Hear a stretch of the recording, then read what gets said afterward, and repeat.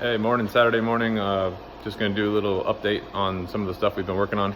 Last video we showed some of the custom paint stuff. Like, see, I flipped this camera around. Now I can't flip it around. Anyway, the 72 Chevelle that we were working on with the stripes, the hood stripes, got those in.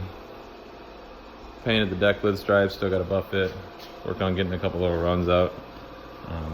But we got this Fesler's, let's see it, custom flush mount glass. Got rid of all the trim around.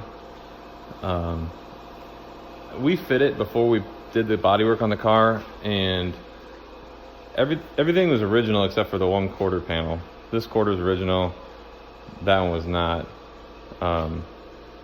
The glass doesn't fit the greatest. You can see how tight it is in the corner there.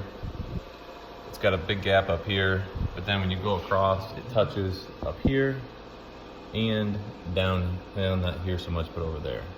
And then in that other corner, it's the same thing, where it just doesn't fit the opening all that well. It's bottomed out here and here, so the glass can't go anywhere else, and that's just, it is what it is. The windshield actually fits a little bit better. It's pretty even. Corners are a little tight.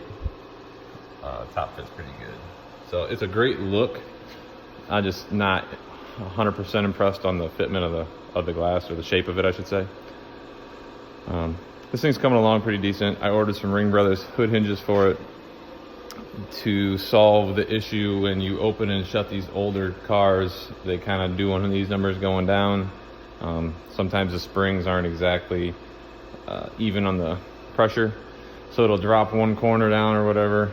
And in this case, the gaps are tight enough that I'm worried about the hood catching the fender and ripping the paint off. So we went with the Ring Brothers hood hinges to try to solve that issue. Other than that, that's about it for update on it. Just wanted to kind of give a quick little update with show the flush mounted glass, and I think it looks really good without the trim around it and stuff. So, all right, later.